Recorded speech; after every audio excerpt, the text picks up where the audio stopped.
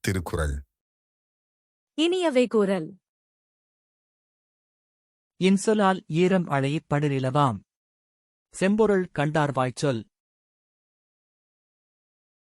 அன்பு கலந்து வஞ்சம் அற்றவைகளாகிய சொற்கள் மெய்ப்பொருள் கண்டவர்களின் வாய்ச்சொற்கள் இன்சொற்களாகும். அகனமர்ந்து ஈதலின் நன்றே முகனமர்ந்து. இன்சொலன் ஆகப் பெறின்.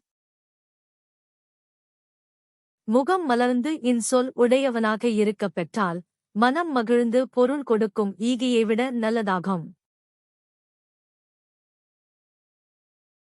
முகத்தான் அமர்ந்தெளிது நோக்கி அகத்தானாம்.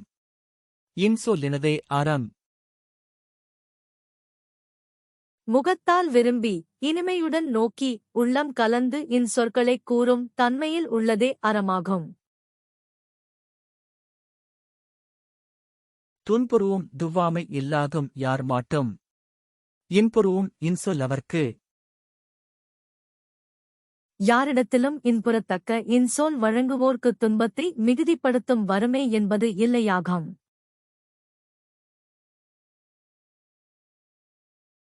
பணிவுடையன் இன்சொலன் ஆதல் ஒருவர்க்கு. அணியல்ல மற்றுப் பிற. வணக்கம் உடையவனாகவும் இன்சொல் வழங்குவோனாகவும் ஆதலே ஒருவனுக்கு அணிகலனாகும், மற்றைய அணிகள் அல்ல. அல்லவை தேய அறம் பெருகும் நல்லவை. நாடி இனிய சொலின.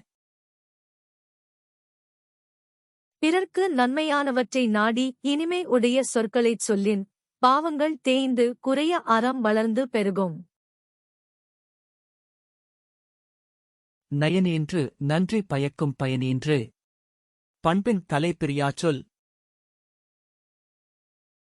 பிறர்க்கு நன்மையான பயனைத் தந்து நல்ல பண்பிலிருந்து நீங்காத சொற்கள் வழங்குவோனுக்கும் இன்பம் தந்து நன்மை பயக்கும். சிறுமையுள் நீங்கிய இன்சொல் மறுமையும். இம்மையும் இன்பம் தரும். பிறர்க்குத் துன்பம் விளைவிக்கும் சிறுமையிலிருந்து நீங்கிய இனிய சொற்கள் மறுமைக்கும் இம்மைக்கும் வழங்குவோனுக்கு இன்பம் தரும். இன்சொல் இனிதீன்றல் காண்பான் எவன் கொலோ. வன்சொல் வழங்குவது. இனிய சொற்கள் இன்பம் பயத்தலைக் காண்கின்றவன் அவற்றிற்கு மாறான வன்சொற்களை வழங்குவது என்ன பயன் கருதியோ? இனிய உளவாக இன்னாத கோரல். கனிருப்பக் காய்கவர்ந் தற்று. இனிய சொற்கள் இருக்கும்போது அவற்றை விட்டு கடுமையான சொற்களைக் கூறுதல் கனிகள் இருக்கும்போது காய்களைப் பறித்து தின்பதைப் போன்றது. Don't forget to subscribe. நன்றி. வணக்கம்.